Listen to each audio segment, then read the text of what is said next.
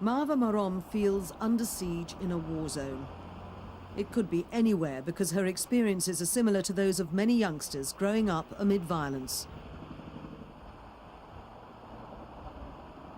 The 14-year-old's hopes and fears find echoes around the globe. I always think about what will happen in the future, who I'm going to be, what I'm going to become.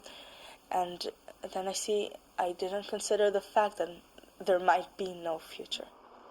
Marva is Jewish and lives in Jerusalem, the scene of many Palestinian suicide bombings. The recent bloody upsurge in violence committed by both sides in the Middle East conflict has left the international community floundering. But there's popular support at home for Israeli Prime Minister Ariel Sharon's devastating attacks. Sharon will do whatever it takes to save Jewish lives and the citizens of Israel. That should be first and foremost before any political consideration. Samir Musliman, a Palestinian, also wants lives saved. But it's too late for his eldest son, Majdi. The teenager was killed during an anti-Israeli demonstration. Samir hopes that his son didn't die in vain, but he has no faith in the United States' efforts to achieve peace. There is no hope. America will never pressure Sharon or any other Israeli Prime Minister to leave our land. Aynman Barakat is one of the residents of the Jenin refugee camp who was left stranded outside by Israel's recent incursion. The Israelis rampaged through the camp, leaving Palestinians increasingly bitter.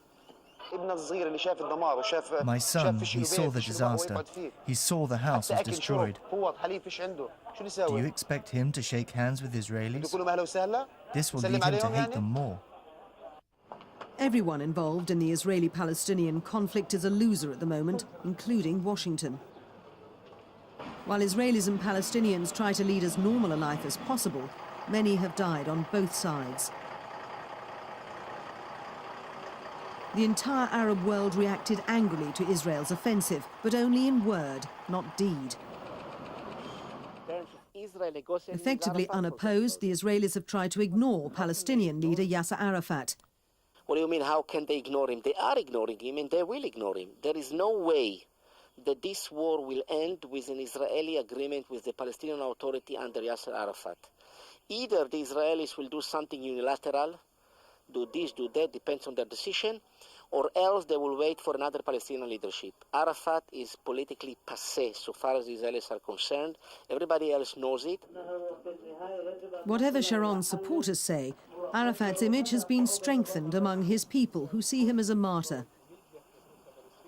The veteran guerrilla leader and political campaigner has survived yet another attempt to sideline him. How do you view all that?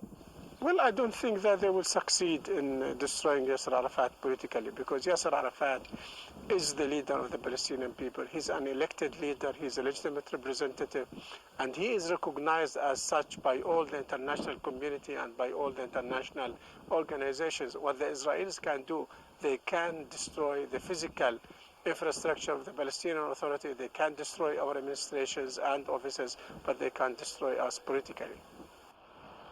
The Palestinians' use of suicide bombings led Israel to legitimize all Palestinian militants as targets in the international war on terror.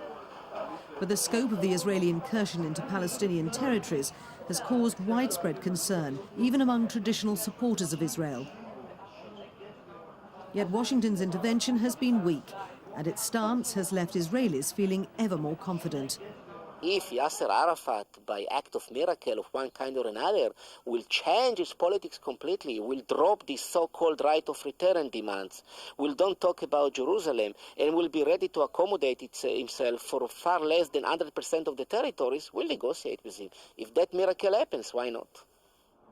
The Palestinians who found themselves temporarily exiled from the Jenin refugee camp don't want a miracle, they want a country. So did their parents and grandparents. But the Israelis alone cannot be blamed for intransigence and prevarication. The fledgling United Nations helped set up Israel, but not Palestine. More than 50 years later, neither the UN nor the more powerful United States has resolved the issue. Perhaps a change of Palestinian leadership would help. But would a different leader be acceptable to everyone? Even then, would a new Palestinian leader want to deal with the current Israeli leadership? It's very obvious now that Sharon is out there to destroy the Palestinian Authority. He's dismantling the Palestinian Authority. He's destroying all the security buildings, the security command centers, the communication centers, arresting all Palestinian security personnel. And then the Palestinian infrastructure, our children don't go to school, our sick cannot go to hospitals. He's destroying our agriculture, our economy, our life as a whole is being destroyed by Sharon under the pretext, fight terror. Suicide bombing attacks on civilians are a form of terror, but the vast majority of Palestinians were not included on President George Bush's wanted list. The Palestinian cause is also very different from Osama bin Laden's. But the Israeli siege of Palestinians, the bombing terror and the killings have continued, and neither the United States nor the majority in the Arab world are putting enough pressure on their respective allies to stop them. Until they do, the arguments will intensify, along with the possibility of another Middle East war. What's happening today in Beit Jallah, in Jenin, in Kalkilia, in Ramallah, in Tulkarem, and all over, is a state terror and war crimes, a new Bosnia created by Sharon this time, and the international community and the members of the Security Council must choose either Sharon occupation or terror or Palestinian demand to have freedom and independence. Youngsters around the world, like Marva Marom, demand the attention of the international community. She and her brother, like Palestinian children, didn't create their problems.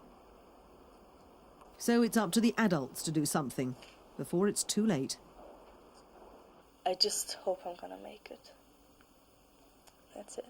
I just hope so, because I can't afford to die. I mean, I think I have too much to lose. I have such big plans I can't afford myself. And that's it. Thank you.